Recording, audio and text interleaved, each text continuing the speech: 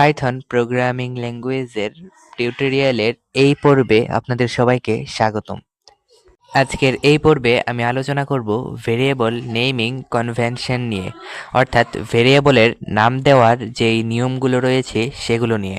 গত ভিডিও টিউটোরিয়ালে আমি আলোচনা করেছি কমেন্টিং নিয়ে।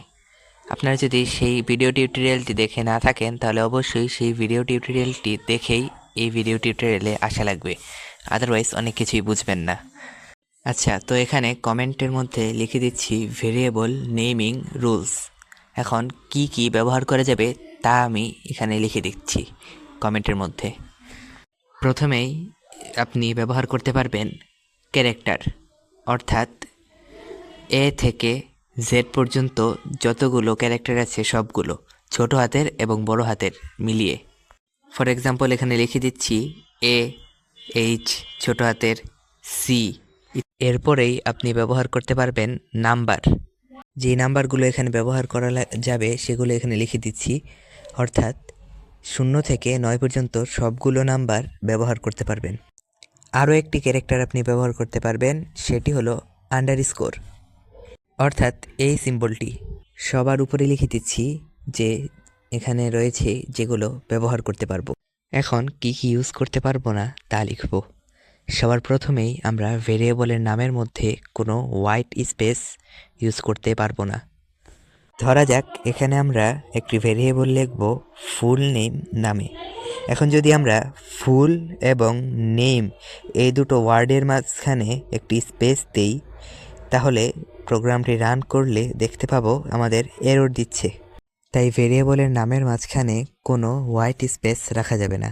এখানে আমরা আন্ডারস্কোর দিয়ে যদি প্রোগ্রামটি রান করি তাহলে দেখতে পাবো কিছুই দিচ্ছে না আউটপুট, কারণ আমরা এটি প্রিন্ট করিনি। এখন যদি নিচের লাইনে আমরা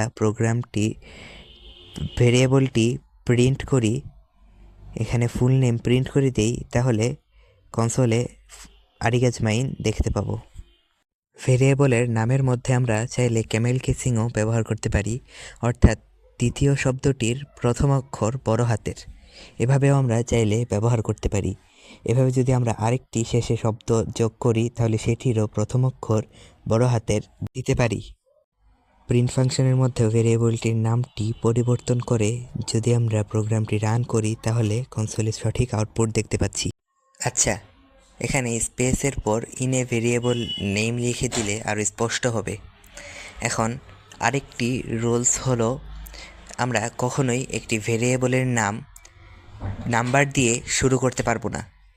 এখন ফুল নেইমের আগে যদি আমি 1 দিয়ে দিই এবং প্রিন্টের এখানে 1 দিয়ে দিই তাহলে কনসোলে এরর দেখতে পাচ্ছি।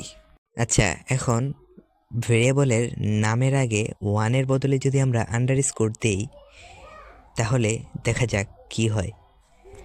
আমরা দেখতে পাচ্ছি এখানে সঠিকভাবে আউটপুটটি দিয়েছে, অর্থাৎ ভেরিয়েবলের নেমের আগে আন্ডারস্কোর দেওয়া যায়।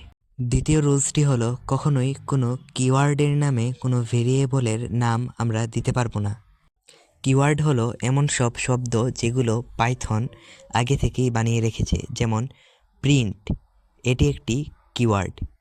আমরা এই প্রিন্ট নামে কোনো ভেরিয়েবল ডিক্লেয়ার করতে পারবো না। আচ্ছা, আমরা যদি প্রিন্ট নামে একটি ভেরিয়েবল ডিক্লেয়ার করি এবং এর মধ্যে লিখে দিই আই এম আরিক এবং এটি আবার প্রিন্ট ফাংশনের ভিতরে ঢুকিয়ে দিই, তাহলে কনসোলে আমাদের এরর দিবে। আচ্ছা, আজকের ভিডিও থেকে আমরা কি কি শিখলাম তা আমরা একটু কুইক রিক্যাপ দিয়ে দিই। আমরা শিখেছি ভেরিয়েবল নেমিং কনভেনশন, অর্থাৎ ভেরিয়েবলের নামকরণের রুলস। প্রথমত আমরা ভেরিয়েবলের নামের মধ্যে ব্যবহার করতে পারবো সবগুলো ক্যারেক্টার, অর্থাৎ লেটার। এখানে ছোট হাতের এ থেকে জেড পর্যন্ত সবগুলো লেটার ব্যবহার করতে পারবো এবং বড় হাতের এ থেকে জেড পর্যন্ত সবগুলো লেটার ব্যবহার করতে পারবো। এরপরেই ব্যবহার করতে পারবো নাম্বার, 0 থেকে 9 পর্যন্ত সবগুলো ব্যবহার করতে পারবো। এরপরে ব্যবহার করতে পারবো আন্ডারস্কোর।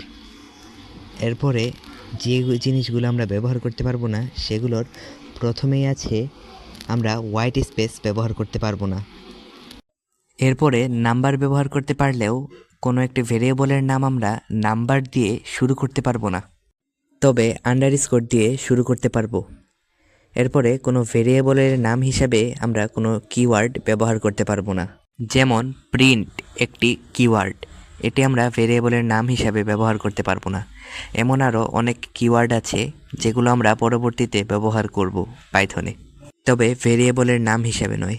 আচ্ছা, তো এই ছিল আজকের ভিডিওটি যদি আপনার ভালো লেগে থাকে এবং উপকারে এসে থাকে তাহলে অবশ্যই লাইক এবং শেয়ার করবেন, এতে করে অন্যের উপকারে আসবে। আপনার যদি এই ধরনের কন্টেন্ট ভালো লেগে থাকে তাহলে অবশ্যই এই চ্যানেলে একটি সাবস্ক্রাইব করবেন, এতে করে আপনি আমাকে আরও নতুন ভিডিও বানাতে অনুপ্রাণিত করবেন।